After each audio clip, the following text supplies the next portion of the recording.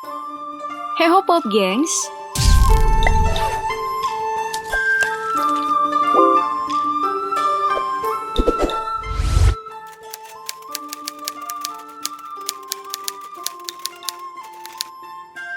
sekitar tahun 497 Masehi, ada seorang biksu India, Batuo, berkelana ke Loyang hingga akhirnya menemukan kuil bernama Shaolin dan mengajarkan Bodhidharma. Ajaran ini berupa teknik bela diri yang awalnya diperkenalkan kepada biksu karena meditasi berkepanjangan membuat tubuh mereka rapuh dan tidak berdaya. Keahlian bela diri lalu dikombinasikan dengan ajaran spiritual Buddha dengan latihan demi latihan dalam waktu yang cukup lama. Selama ribuan tahun berjalan, ajaran ini pun kemudian berkembang menjadi apa yang kita kenal sekarang dengan nama kungfu. Banyak yang beranggapan ini hanyalah legenda dari negeri Cina. Tapi semuanya nyata, mereka ini betul-betul memiliki kemampuan yang sangat menakjubkan. Salah satu yang dititik beratkan oleh para biksu adalah keseimbangan tubuh. Sebuah video pernah beredar di mana seorang biksu yang memanjat tebing tanpa menggunakan sebuah tali pengaman. Aksi yang dilakukan sang biksu ini kontras dengan si perekam, karena harus menggunakan tali pengaman untuk bisa naik ke atas tebing. Bukan hanya tanpa tali pengaman, biksu ini juga menaiki tebing yang curam tanpa menggunakan alas kaki. Sang biksu sebenarnya hanya menggunakan teknik sederhana. Ia hanya mencoba mencari tumpuan kakinya agar bisa tetap seimbang. Tumit belakangnya digunakan sebagai penyeimbang. Jari kaki dan lututlah yang jadi tumpuan terberatnya. Tapi tetap aja ya, teknik ini tidak akan berhasil jika tidak dilatih dengan sangat intens. Biksu tadi sungguh membuat pendaki yang merekam malu setengah mati. Pasti lebih malu lagi ya kalau melihat aksi biksu Shaolin ini menuruni tangga. Bukan dengan kaki, para biksu menuruni tangga dengan kaki dan tangannya. Seperti seekor hewan, dan luar biasanya kecepatannya menuruni tangga sama seperti seorang yang menuruni tangga menggunakan kedua kakinya.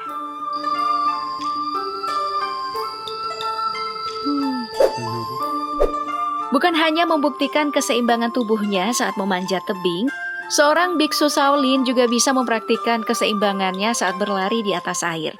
Seperti yang dilakukan oleh seorang biksu asal Tiongkok bernama Si Liliang. Ia mampu membuktikan dirinya berlari di atas air sejauh 125 meter. Aksinya ini dilakukan hanya dengan bantuan papan tipis yang dapat mengapung dan dipasang di atas permukaan danau untuk membantunya berlari dengan cepat. Kemampuannya ini tidak serta-merta didapatkan begitu aja ya. Ia melatih dirinya selama 10 tahun, bayangin 10 tahun.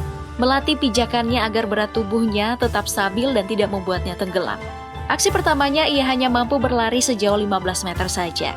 Ini pun sudah memecahkan rekor. 5 tahun berselang ia memulai aksinya kembali dan berhasil berlari di atas air sejauh 118 meter. Aksinya ini bahkan memecahkan rekor sendiri. Tapi seolah nggak puas, ia pun mencobanya lagi setahun kemudian. Dan akhirnya ia kembali memecahkan rekor sebelumnya dengan berlari sejauh 125 meter. Ya udah deh, lu aja lagi yang pecahin rekornya.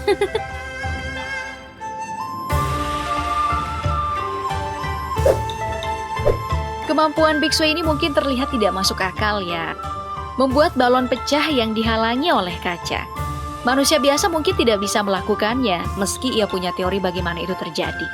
Tapi mari kita lihat seorang manusia biasa mencoba melakukannya. Buktinya, seorang manusia tidak bisa membuat jarum tembus ke kaca. Tapi biksu Shaolin bisa melakukannya. Dengan kekuatan dan ketepatan, jarum yang dilemparkan bisa menembus kaca dan meletuskan balon di baliknya. Bagaimana hal ini bisa terjadi? Pertanyaan yang pastinya membutuhkan jawaban yang kompleks. Kaca itu kan sangat sulit ya untuk dipecahkan. Bahkan jika seseorang lempar bola karet ke arah jendela dengan sangat keras pun, tetap aja sulit untuk dipecah. Untuk bisa memecahkan kaca ini nih, jawaban yang paling rasional adalah jarum haruslah kaku dan tidak menekuk di bawah tekanan. Dengan sifat massa yang sama, jarum yang kuat dilempar dengan kuat, barulah bisa memecahkan kaca. Meski bisa dijelaskan secara ilmiah, tetap aja tidak mudah dilakukan oleh manusia biasa.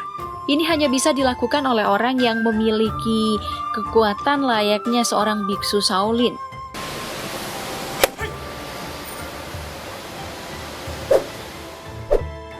Kemampuan lain yang dimiliki oleh seorang biksu Shaolin adalah jari-jari tangannya.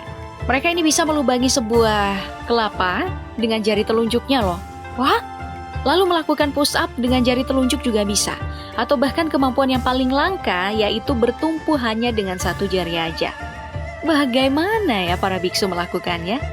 Alasan dibalik kekuatan para biksu Shaolin yang bisa sekuat ini adalah itu lagi tadi balik latihan intensif yang mereka lakukan. Mereka melakukannya selama bertahun-tahun untuk membuat jari tangannya sekeras berlian. Latihan yang dilakukan adalah meninju jari mereka pada sebuah pohon selama bertahun-tahun nih, sampai membentuk sebuah lubang. Atau memukul batu sampai bisa membuatnya remuk juga adalah caranya.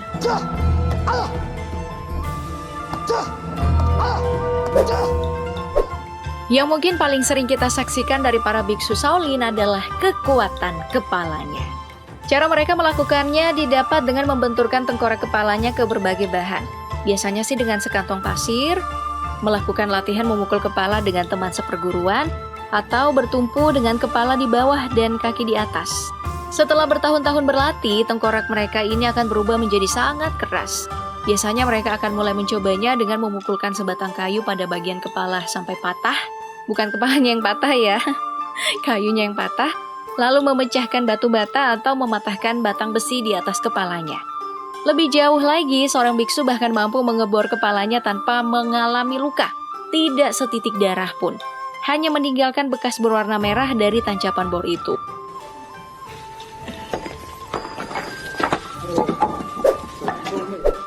Oke, biasanya setelah mampu membuat kepalanya seperti baja, mereka akan meningkatkan kemampuannya agar dapat bertahan dihantam dengan kayu atau menekuk tombak hanya dengan menggunakan leher. Untuk teknik ini ada perdebatan tentang bagaimana keterampilan cara para biksu melakukannya. Banyak yang percaya itu hanyalah trik dan bisa dilakukan oleh siapa saja dengan latihan yang benar. Tapi di sisi lain banyak yang percaya teknik ini dilatih selama bertahun-tahun. Seorang biksu yang akan atau ingin membuat lehernya sekeras beton akan memulai latihannya dengan membenturkan lehernya ke sebuah batang pohon. Bayanginnya aja udah sakit banget ya. Para biksu ini melakukannya selama bertahun-tahun. Bahkan untuk tingkat yang lebih tinggi, seorang biksu dapat membuat tubuhnya tahan terhadap tombak yang tajam.